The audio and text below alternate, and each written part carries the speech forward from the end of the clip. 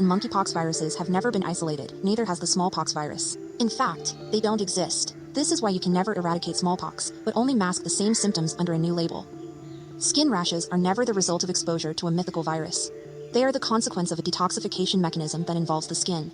What happens is that waste products are thrown into our interstitial fluid, which enter the blood plasma due to hydrostatic pressure. This happens due to the accumulation of nutritional and metabolic acidic wastes, as well as various toxic substances. If these wastes and toxins have not been properly eliminated by our lymphatic system and the four main channels of excretion, urination, defecation, sweating, and breathing, our body removes these wastes through the skin tissue.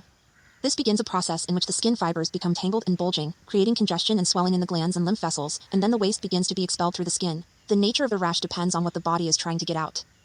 For example, if you open a medical reference book on toxicology and look at the skin symptoms that occur with intoxication caused by various substances, it will become obvious to you how much our skin is involved in the detoxification.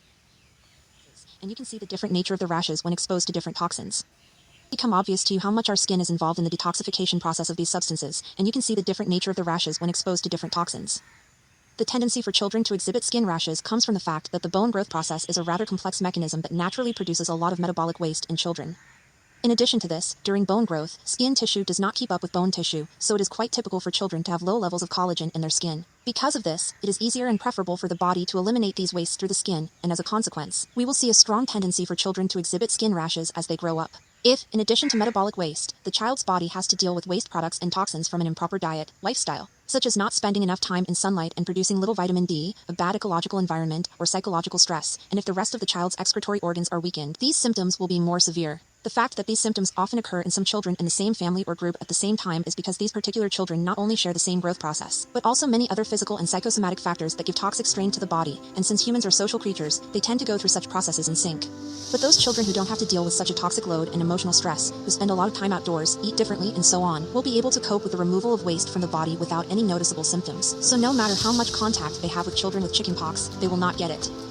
If we look back to the 1700s, when skin rashes were very common in Europe, which motivated Edward Jenner to create a smallpox vaccine, which of course was absolutely useless, we see that people in that time faced not only grueling wars but also natural disasters such as floods, earthquakes, and volcanic eruptions which delayed sunlight for months at a time. All this led to mass starvation and deficiencies of vitamin D, iron, and potassium, which are essential for optimal skin function.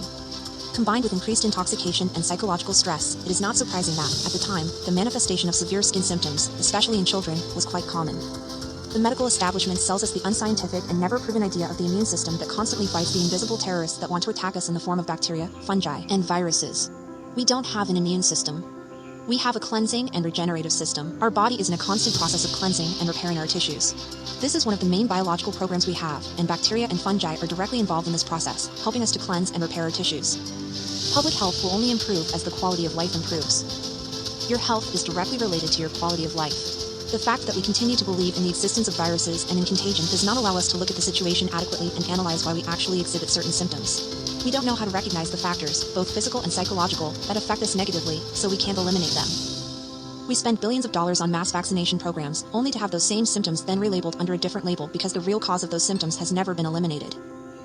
To understand what caused any symptoms, whether it is just one person or a large group of people, we have to analyze what toxicological and psychosomatic factors were affecting people before the symptoms began. The more time you spend in daylight, the cleaner your diet is, the more fruits and vegetables you eat, and the fewer medications you take, the less your excretory organs will be overloaded. If you follow circadian rhythms, eat correctly, and lead as healthy a lifestyle as possible, you will notice that you get sick much less often, and you don't get sick when other people around you get sick. It is important to pay close attention to your emotional state. I highly recommend to have a look to the new German medicine materials if you want to learn to recognize the psychosomatic factors that affect your health. So, let's summarize. We realized that the term smallpox, like leprosy and plague, had been used in the past to refer to absolutely all diseases, including respiratory diseases and cancerous tumors. Then, the use of the term was narrowed and it was used to refer to all conditions accompanied by rashes.